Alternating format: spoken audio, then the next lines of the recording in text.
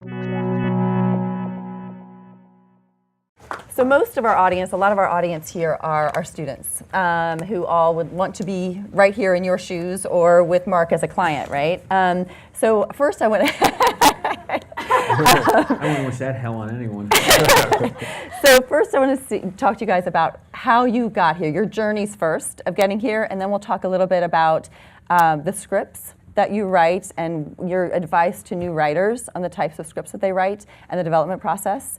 And the relationship that Marc, then how you find your writers and your development process, because that's a relationship that's over many years. So why don't you start, Zack? Sure. I graduated from Florida State University at undergrad. I went to the communication program there, and with the goal of becoming a filmmaker. And while I was there, I really liked writing. I went to USC for grad school and did TV writing there, which USC fortunately has a thesis in TV writing. Right before going to USC, I did a diversity workshop that's called the National Hispanic Media Coalition TV Writers Workshop, which helped me meet a bunch of people from other diversity workshops. Like all of the studios have their own. I've done NBC's and have gone through the processes for Warner Brothers and ABC. Wow.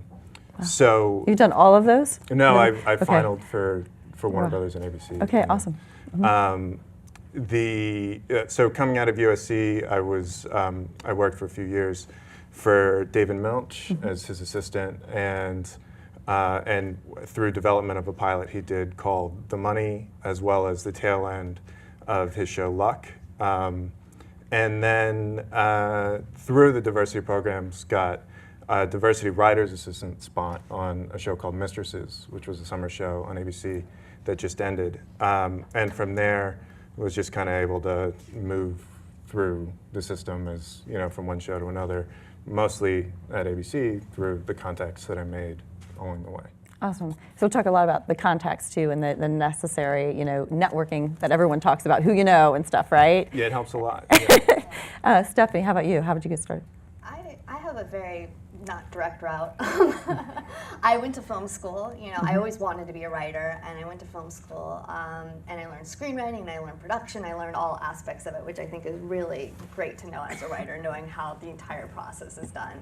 And then right after school, I went to Loyola Marymount in Los Angeles. Right after film school, I went and worked in development, just reading scripts, getting coffee for people. Like, really, I was like the lowest woman on the totem pole of this place. And after about 6 months of doing that, I kind of learned how scripts were read, how they were all filtered through that process, which was also an invaluable lesson. But after 6 months of doing that, I was spending all my time reading stacks and stacks of scripts and writing report after report on them, and I had no time to write any of my own stuff. So I left that job, and I didn't really think through the whole money part of surviving after leaving that job. And I come from a total middle class background. I turned 18 and my parents were like, good luck. So I had to have an income, and luckily a friend who I'd gone to school with this is where it gets weird. I had a friend that I went to school with who was working for a nonprofit foundation. And she was like, we're building this clinic in northeastern India in this area called Imphal, and we would like you to go up there and shoot a video of this building of this clinic that we're building up there for our donors, internal publicity. And she's like, you went to film school, you can do that. And I was like, yeah, of course I can, sure. So I ended up doing field producing this little tiny documentary for them. I went up there with the sound guy and the camera guy. It was just the three of us. And we get up there, and it ends up not being anything that we thought it would be. There was really no infrastructure to build the clinic. I'm not quite sure what happened to the donors' money. And while we were there, the neighboring state invaded. So we ended up getting stuck in this crazy riot situation. We ended up being there longer than we thought we would be. And we ended up getting footage, not of the sweet, charming building of this clinic, but of actually civil unrest that was going on in this part of the world. And the first place we hit coming out of there was Calcutta. We had a layover there, and me and my camera guy were like, you know what, we could settle in Calcutta. It's not so bad here. It's kind of nice. And we came back to the US, and we went to my friend who was working at National Geographic Channel, because we didn't know what to do with any of this. These people had put money into this. people in the area did need help. So we were like, how do we get the word out about this? So we were like, hey, National Geographic friend. Once again, it's contacts and people who you know. And we ended up editing together a short piece that ended up airing on the channel. And then this shows, I think there's probably something wrong with me, because then they were like, oh, hey, we'll pay for you to go out and do more of this kind of stuff. And I was like, oh yeah, I'll go to third world countries with horrible situations and film them. That sounds like a good idea. So I did that for a couple years, just lived kind of like as a nomad, like shooting. I didn't go anywhere good.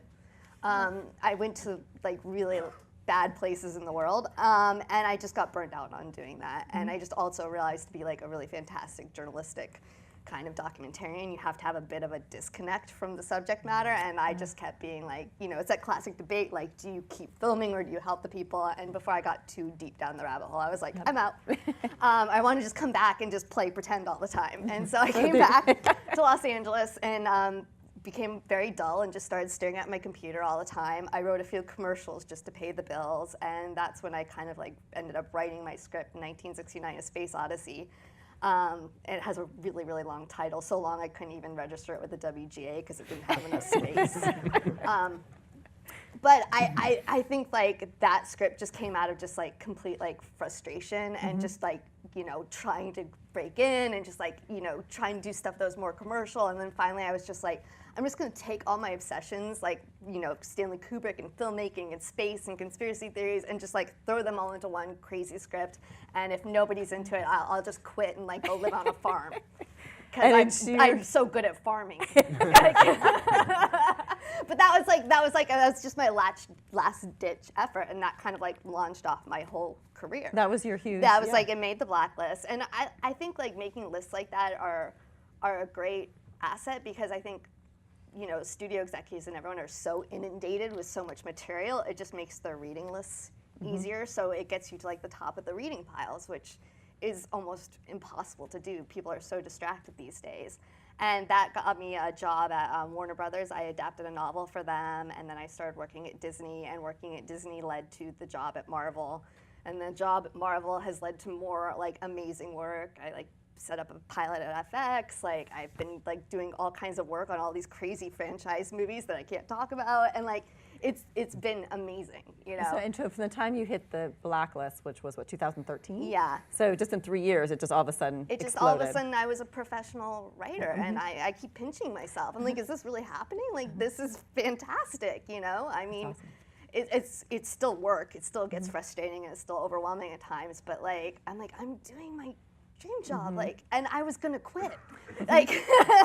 And that's what then Mark so you find people like off the I just blacklist quit. and stuff like you just quit. Right now.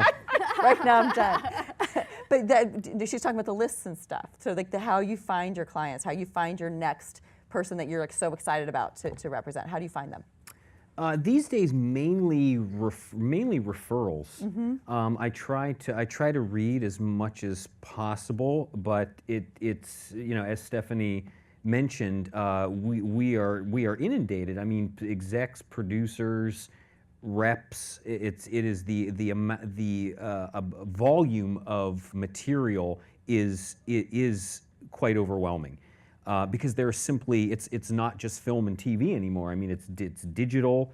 There are so many outlets, so many buyers, and they're hungry for material. So, you know, I have to be, I've learned over the years to just be, I have to be very discerning. But unfortunately, unlike a lot of people, I have like I'm really OCD. And a bit of a control freak, so I don't trust other people's opinions. So this can be, as you can imagine, though, can be a bit detrimental and kind of contradicts everything I just said, right? Because the interns and assistants who are there to be that filtration device, which I think is a tremendous learning tool for them, they'll say, hey, I read this interesting thing, and I'm like, shut up, I don't trust you. So then I'm taking more on, and then I'm complaining about having so much stuff to read. So it's a vicious cycle. But so to your point, it is, you know, I try. It's a lot of it's coming from sort of higher level sources now. So yes, a lot of contests, but I'm also judging those contests. So it's not so much soliciting the material that wins or places, but I judge pretty much everything but the nickel, where I don't think, if I'm not mistaken, the nickel will not allow reps to judge. Oh, okay. But everything else, Page, UCLA, I think pretty much all Fade In, and Final Draft, Big Break is the other one. So I'm getting, so I'm reading a lot of that material anyway as a judge. So a few, maybe sometimes there's something from which to pull, but usually I think referrals and friends of friends, and that is, I think, the key. That's what I want to sort of embed with all of you. Your network, everyone in this room right now, you will rely on each other going forward, and that's hugely important. I tell the students all the time, right? My students, I'm like, you guys are your cohorts, Yep, and exactly.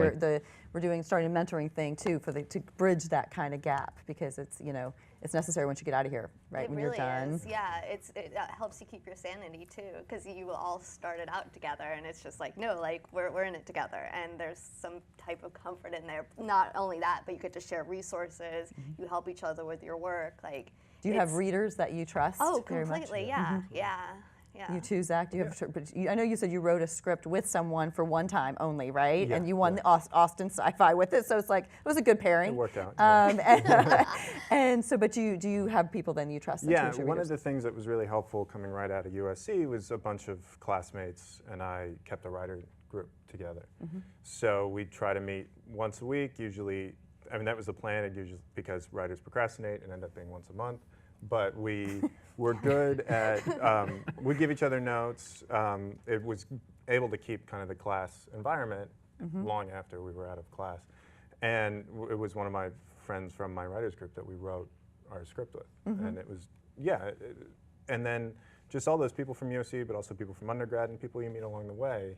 It's good to have opinions that you value, and also people who will be really blunt and honest with you about what you're writing. Tell you kindly that it's not working, right? Yeah. So you had also talked about talking different opportunities. You were in many of the diversity programs you talked about, right? Yeah. So, and just can you talk about, because I know I've met people too, and they're like, oh, I don't want to do the diversity program because I think it's a stigma on me or something like that. But we were talking earlier, and you were like, you think it's really a great opportunity. Yeah, I do. I know a lot of people, just by virtue of having gone through them, who've gone through them as well. They're really good opportunities. It's always hard to get in the door.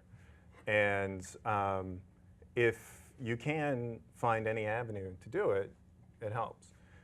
Some of the programs tend to favor people who have worked as a writer's assistant or script coordinator or something like that first. I think what they say is, if you take a novelist out of Iowa, nothing against the great state of Iowa, but and just drop them in the room, the room environment is kind of tough and difficult to deal with sometimes, and they like people who are a little bit practiced in it. What that helps is that the stigma against the room, against diversity programs sometimes is that people who go through diversity programs leap a couple rungs up the ladder faster than they should, or leap over other people. I think those kind of barriers to entry to the programs help deal with that stigma. And these programs get 2,000, 3,000 applicants. So they really are culling through the best of the best that they get. And the writers that come through that are strong writers. A lot of them have gone a long way. Awesome. I say the same thing, like take any opportunity you can to get in the room, right? Yeah. And then you prove yourself once you're in there, right? Yeah, absolutely.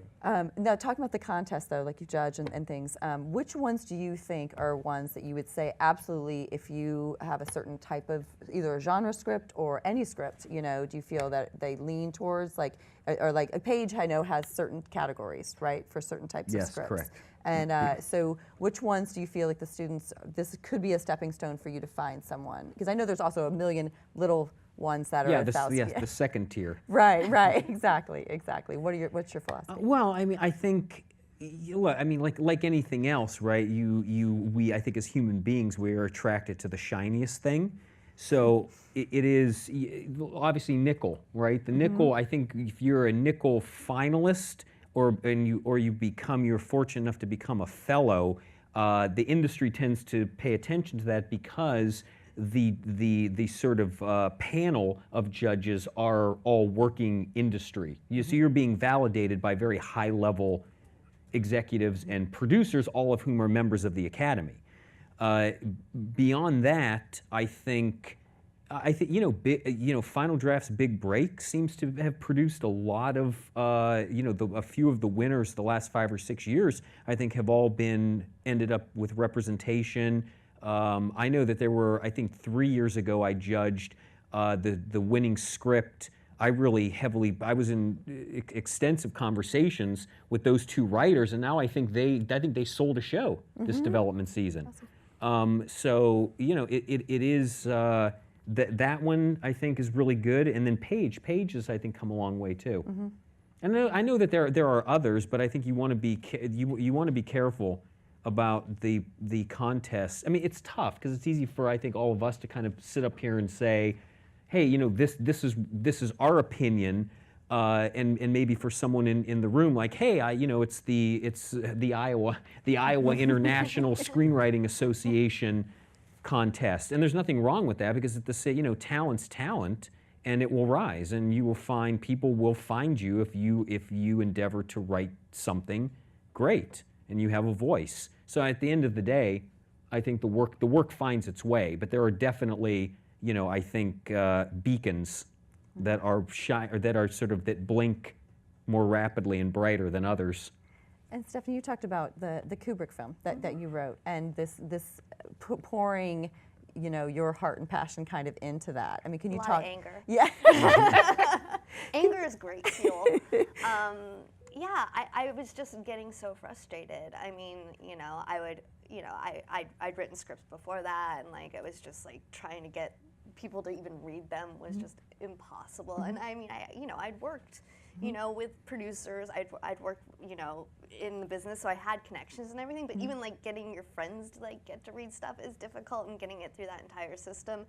And also, I just reached a point where I had just given up, and I was just like, I was like, I'm just gonna write something that will just completely like I'll have fun with and will make me happy. And that's why I wrote that. And I've kind of like took that as like a huge lesson, because I think so long I've been trying to fit myself into a box of what I thought people wanted, instead of just going with like, I like it, I hope someone else does. And I think that that's your best place you can come from as an artist, where it's like, I hope that my love and interest in this is going to touch other people, and that's all you really have at the end of the day.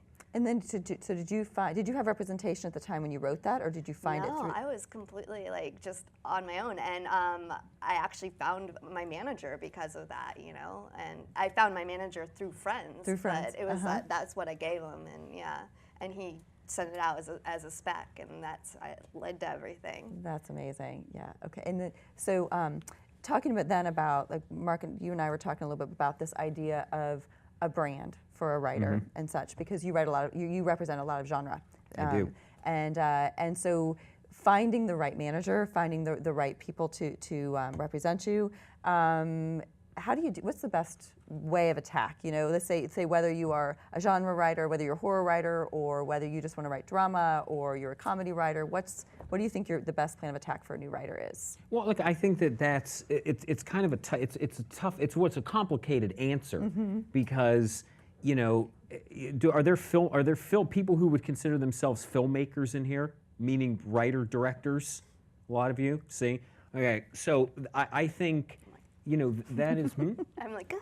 Yeah, right. No, good, because it's the approach, right? I mean, there are a myriad of ways to sort of find one's way, and I think if you're only kind of interested in, say, writing, and again, there are many tracks. There's television. Or do you want to staff? Do you want to staff? Do you want to be in a room with other writers for 10, 12 weeks or longer, right? So, I think that's certainly one approach. And I think if you're looking at it strictly from a screenwriting perspective, then voice I think is crucial. And I'm sure that this has come up in your classes, and you've read about this idea of the voice. And what that means to me is you have a point of view as a writer. You understand how to sort of marry themes, like a sort of universal themes, with subject matters and characters that are interesting to you, and you go deep, and you're presenting that in a way that really no one else can do it. And I think you have your very superficial examples of that, the signature, if you will. Like I could right? Any of you, we could put a clip of 2 seconds of a Tim Burton movie, a David Fincher movie, a Quentin Tarantino, and you would recognize them. You would say, I know who that is, right away. So that's a voice, but also on the page there is a voice. Like I think an example I always go back to is someone like Kyle Killen, who wrote The Beaver.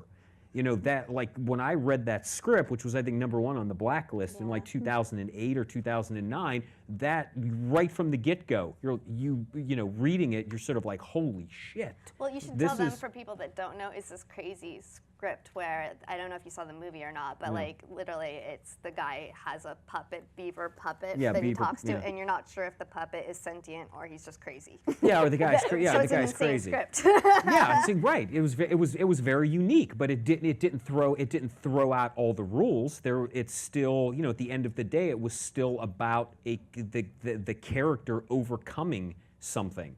So look again. That's one way. I think the other compartment here is for filmmakers. You don't need the contest. You don't need to be in Los Angeles. You don't need What you need is $50,000 of your parents' money. Go make a movie, and if it's good and it gets into a festival, guess what? Someone's scouting, right? It's like it's the minor. Every one of these festivals has become like minor leagues. So there are people there, and if it's good, that will emerge, and people will find you. So I think that's really how, in my opinion, that's sort of how what I'm responding to, what I'm looking for. Like somebody, the filmmaker and the writer are two kind of separate but also the same. But filmmakers, I look at a director. How's the director? How's the acting? If you're making a $10,000 short or feature, if you're using local actors, right, who are trained to do it, even if they are local actors, and the performances make me cringe, then I don't you lost my trust, because your job as a director is to elicit performances, right? It's from these to get them to elicit performances. So I think, and I think writing's the same way, right? It's a craft on the page, and so that's really sort of what I respond. It's a very long-winded answer to your question, but it's what I respond to. It's great. And so how about for you, Zach? When you are writing, you're still writing. You're constantly writing, right? What kinds of things do you write, and how do you find your stuff that inspires you to write? Mostly family stuff. My dad was a cop for 30 years, started on the SWAT team in Miami in the 80s, which was an interesting time to be a cop. And I don't think I realized until long after I was a kid that wasn't maybe the most normal way. It was a different perspective that other people didn't have growing up. My mother's side of the family has kind of a close connection to the Cuban Revolution, and those kind of things informed in me a perspective that other people don't have. And so, like he was saying, at a certain point, I think you just have to give in to your narcissism and write what you really, what is inside you that other people don't necessarily have. And that's your voice, that's your perspective. And so when I'm writing, what I look for is just when I think about it, feels real.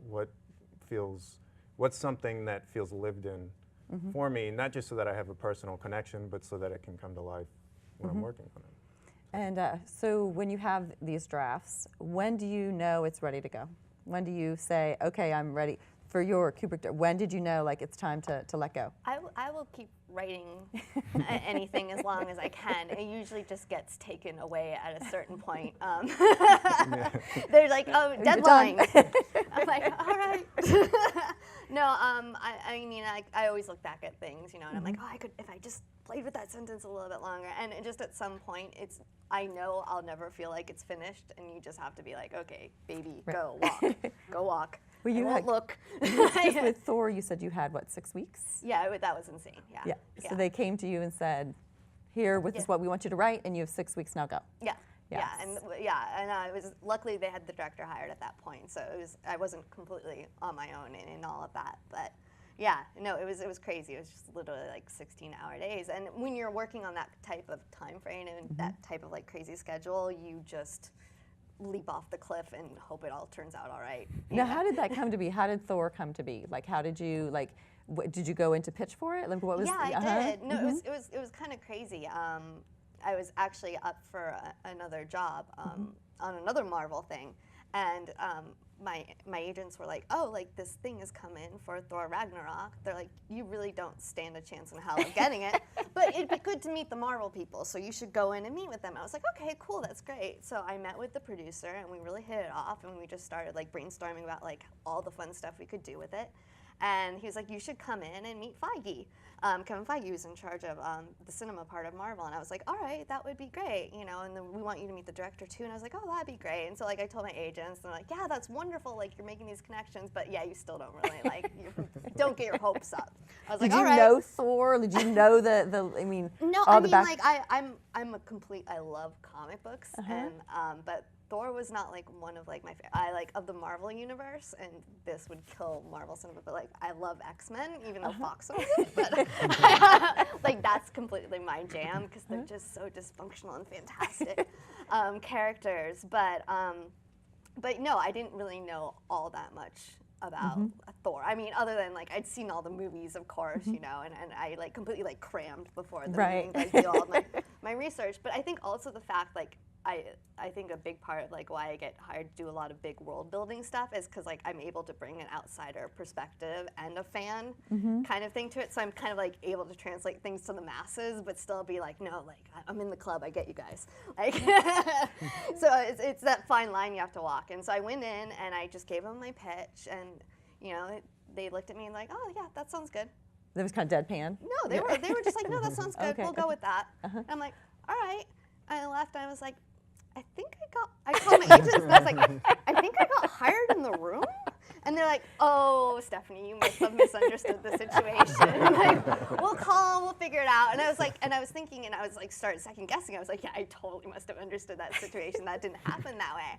And then I'm driving in the car, and like they call me back, like, okay, we got an offer from Business Affairs. They did offer it to you in the room. And then suddenly they're like, congratulations, we believed in you all along. It was exactly a year ago. Yeah. It was exactly a year ago today, wasn't Yeah, and it? I looked at you and I was like, Yeah. I was like, I just got hired to write Thor, and you went, no. I did. I almost lost control of the car. We were in the car. Yeah, you were we were driving, driving yeah. to San Francisco. Yeah. It was a year ago. Yeah. Oh, that's awesome. That's awesome.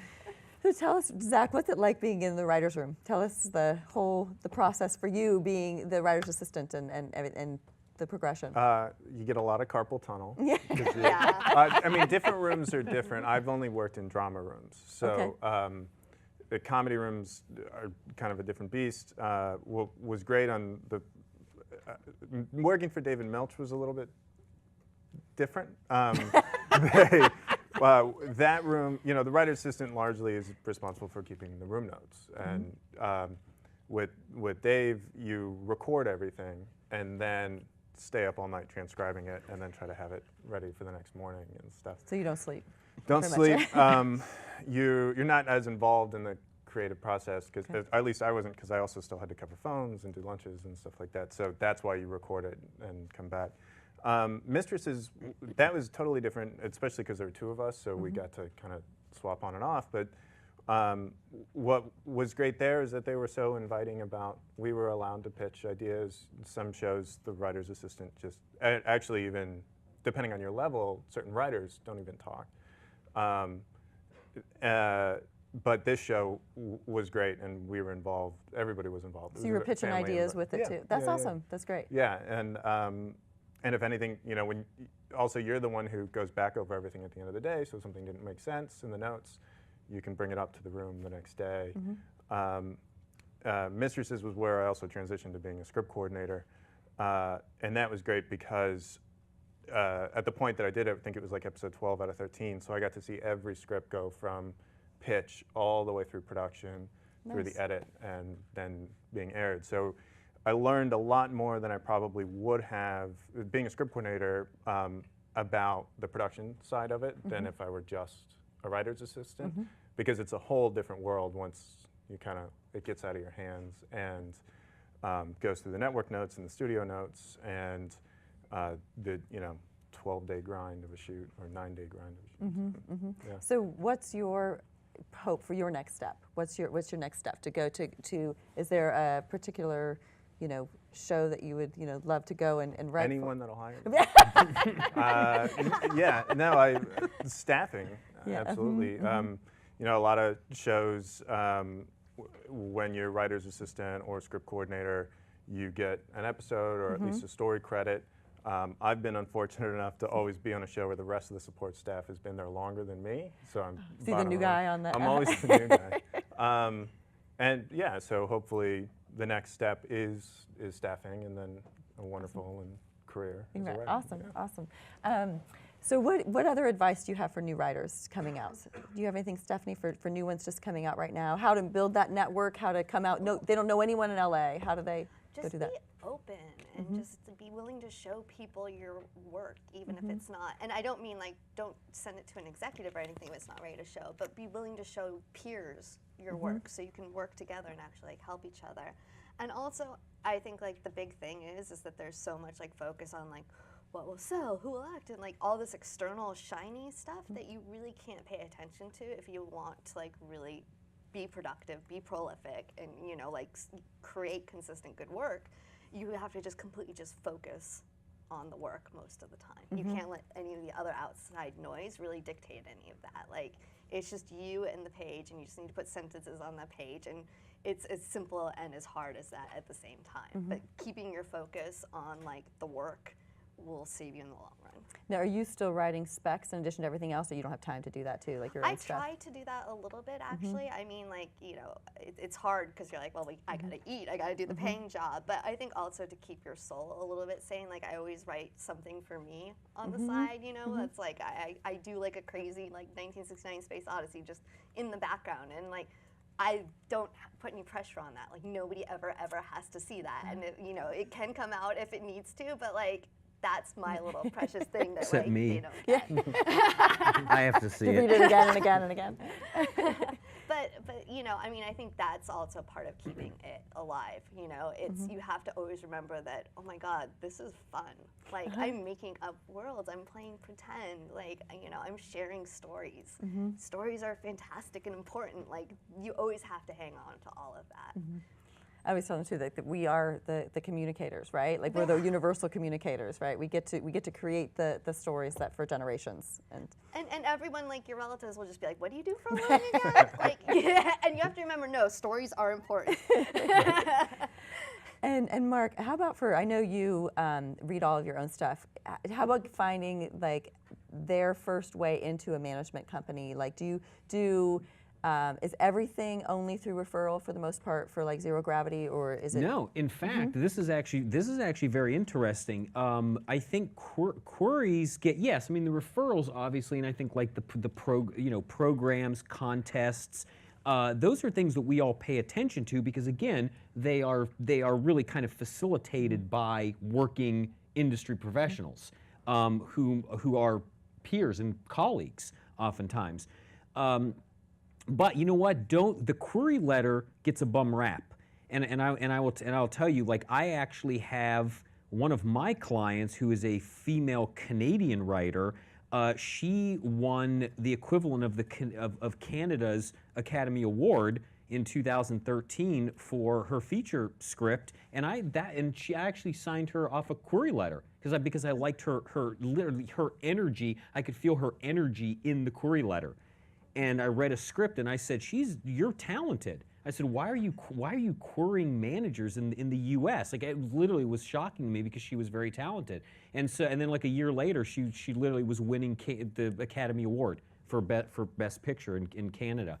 So that was a query. And Zero Gravity, my company is Bill Dubuque, who wrote the judge and the accountant, which is our movie. Go see it on Friday. The account is Eric Williams, my colleague, signed him off a query letter. Oh, that's That awesome. was a query. It actually shocked me when he told me that. I said, "How did you find Dubuque anyway?" And he said, "Query." Wow. So what is the perfect query letter? Here's yeah. Forthwith enclosed a box of dark chocolate, almonds, and water. Yeah, you know what? Well, first of all, a sense of I'll try to make this short because obviously I only have exact time to sort of address the question. Say 5%, we're getting it. I told you, it's coming. You know, selling the idea. You know, and again, like with my client Shannon, it was you know, there was a sort of sparkly energy that was that was emanating. You know, it felt vibrant.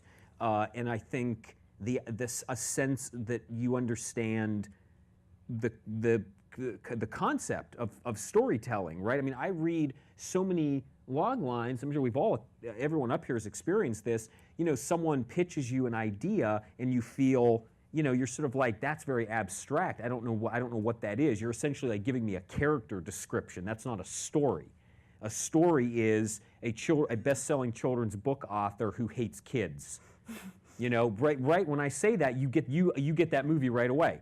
In your head, you understand. You're like, oh, okay, that's a surface conflict. So if someone were to pitch that to me, my immediate response would be, this writer understands that drama, right? How to create that sort of conflict, because they've encapsulated the story so perfectly. And I think that's, you know, so a sense of that, and then something about you. So, you know, I want like lead with things like, I'm an award-winning journalist, or I'm a best-selling author. Those are the query letters that get my attention, because immediately I know understands how to write a sentence, know how to put a sentence together. So even if the script is maybe a little to the left or a little to the right, there is still the cornerstone from which we can collaborate and kind of move the story to where it needs to be. So I think everything like that. Or yes, I was in a program. I was in the ABC program. I was in Warner Brothers. I was a Nickel semifinalist. You know, my script was in the top 30 out of 6,000. Those are the things that will get our attention. Awesome. And how about you, Zach? Anything to say to the students as they're coming out right now? You know, like advice to give them? Yeah, Kind of thing? I mean, she mostly covered it. I think the biggest thing is just stay close with each other. If you're going to LA, LA's a huge city, and it's hard to meet people sometimes. And you are all going to be your circle, outside of just professionally, socially, and you'll be there to support each other. And once you start having success, you can pull each other up the ladder. You know, I got my manager through a friendship that I made at a festival. I think, but on top of that, you know, there's a lot of nepotism, of course. That's exactly what we're talking about a little bit, but you have to be ready when that opportunity comes to you, and you still have to have the scripts to show somebody when somebody says, well, can I introduce you to my manager? So keep working at it, and eventually you'll be, you know, somebody's buddy who gets helped out. And don't ever stop working, because I've had peers too where they're like, oh, I landed the manager, or I landed the assignment, and then they just do that and just stop. And it's like, no, like all that crazy work that you were doing before, you have to keep that up even more. Like it just never stops. Like you're gonna have to constantly be pitching yourself and writing things, and it's just like you never get to stop hustling, which is exciting and also a little bit exhausting. You know, it's like you're like, wait, didn't I pass a point where I can rest now? I'm like, no. No, that's actually something very, very important, and I think to springboard off of what they both said, you know, something I express to the clients all the time, and you know, current clients and potential clients, you know, generosity. It doesn't mean be a pushover. It doesn't mean be a wallflower. It doesn't mean to subjugate your opinion or your ideas. It means to be open, to have an incredible sense of openness. And when someone says, "Can you?" your answer is, "Yes, I can." That's huge. That's hugely important until you get to a point where you can say, "No, I'm not going to accept that note." Piss off. But Can anybody do that? Yeah, I think so. So it's but you never really want to get to that point. You know, I think the most successful, all of my successful clients, past, present, and I think, right, I think we can all attest to this. There is again, I think there is a great sense of openness and generosity, and I think the ability to, and as Stephany said, the ability to constantly generate. I think all of my clients who I think are on the sort of verge of remarkable success right now. It's constant. They finish something and they're like, I found this book. They finish something. I just found this article. We have a new idea. I have a new idea for a TV show. Do you have 15 minutes? It's constant. They are idea machines, and that's very important. Don't rest on one. It's not one and done. I think a byproduct too of working constantly when you're starting out, even if you don't know anybody or even if you're still terrible, you learn your process, which is as much a part of it as anything else. That's because huge. delivering in the end is what you need to be able to do. And as you're starting out, even if you don't know anybody, what you'll learn is if you're a morning writer or an afternoon writer, do you like music, do you need coffee, what window you like to sit in front of, those kind of things are sometimes just as important to figure good out. point. It's huge, Yeah, it's a great yeah. point. Awesome.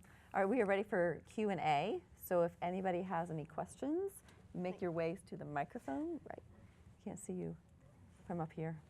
And I'm like, lights. I know. You're like, do we have someone at the mic? No. Wallflowers. We stung them all into Yeah. Get up there. silence. Everyone's After stopping that, right. seriously? They're done. They're done. Come on. They give up.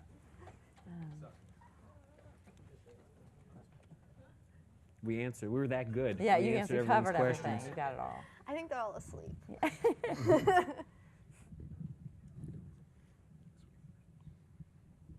Awkward silences freak me out, so I had to ask a question. Just for writing for Marvel and stuff like that, what's kind of like some benefits or some like negatives of writing for like a big studio where it kind of seems like a lot of the stories are already fleshed out and you're kind of just filling in gaps and stuff, like against writing 1969 where you can pretty much write whatever you wanted? Yeah, I mean, it's just coming at things like, I mean, you know, when you're in a big story universe, you have to abide by like certain rules of the universe, and there are certain marks you have to hit to get to the next movie. And even within that, like you find moments to have fun and have some creativity, even though you're a little bit of a cog in a machine. But I think they're just two such different beasts, you know. But I mean, even when you're writing something, you know, like 1969, like I still like, you still have to answer to the director and the producer and everyone else. Like there's never ever going to be such a situation, which is why I was like, yay, filmmakers, because you get to own a little bit more of the process then. But you're creating a document that a movie is going to be built on, and so many other things have to layer on top of that document before it gets made, that even if it is like, you know, your little precious baby that you do on spec, you're gonna have so many voices that come in to adjust it and move things, and like oh, like this scene's over budget, so we're gonna have to cut this. Like you're never ever in a situation where you just get to create beautiful words and then it just manifests itself on the screen like that. I really wish that happened, but it doesn't, you know. It's just, yeah, you're always going to be part of a process, whether it's a big billion-dollar machine or if it's a smaller film where it's like $5 million, even like $100,000 film, like you're not ever going to be able to just have a pure, wonderful experience. So be a filmmaker. Thank you.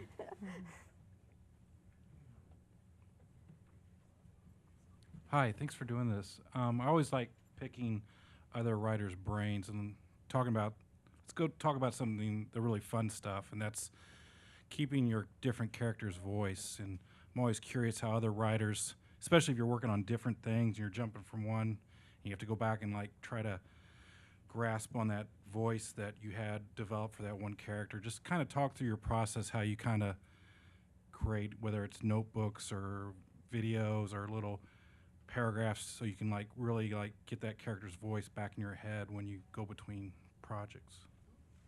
Think of people you know and base the voices on them, and that helps me kind of picture a real person rather than a caricature. Yeah, I mean, I do that as well, and I go a little like overboard with research on stuff. I had this I don't use it to write screenplays in, but the Scrivener program is amazing for like doing research, and they have like these great character templates, and you can like put in photos and related articles and everything with your characters. And I also find that like a great way where I just like have like a file in one place on my character, so I could just like immediately just be like, oh yeah, that was the picture I had in mind, that's the sound clip, like that's kind of it. And also like I do a crazy thing too where I just, to get back into the things, like I read it out loud, and that helps me get back into the voice of the story and the voice of the characters as well. Can I jump in real quick on that question? Sure. Jeff Goldblum, writing for him, did you have him in your head for Thor? I can't confirm or deny. It'd be a lot of fun to write for him. Well, it's already it's announced. All the casting's announced. The movie's done for the most part. Yeah, I know. I just they terrify you into saying anything. It's like working for like the NSA of movies. So it's just like if you say anything, we'll send the Avengers in to kill you. No, I mean it was so much fun to write that role. Like that he's one of my favorites in the movie. Okay, anybody have one last question? Is there one?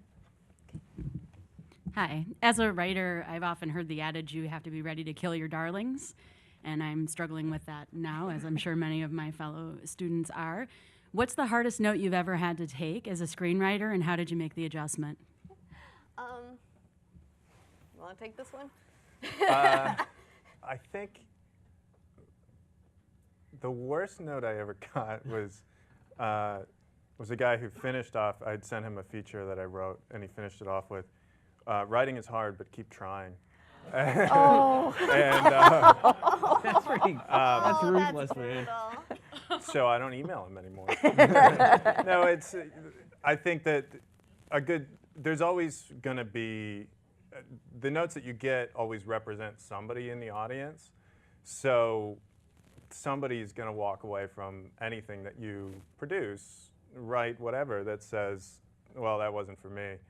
And as a filmmaker, you are doing a commercial mass media. So your goal is to try to reach as many people and connect with as many people as possible. But you can't always. And so I think you just kind of take 24 hours to see give yourself some distance from it and really try to be honest with yourself about if that person was right or not. And also, if it's a really heinous note, I always go back to the person and like really ask them like what their thought process was behind giving it to me, because then you'll either get to the root of what's actually bothering them about the script, and they didn't articulate it properly necessarily. So you're like, oh, that's a horrible note, and it's like, oh, that's what you meant. Oh no, like that's actually great.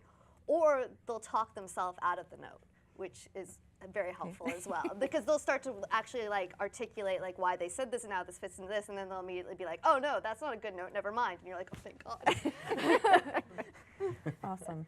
Well, thank you guys all for being here. Thanks very Thank you. much. Thanks for having me.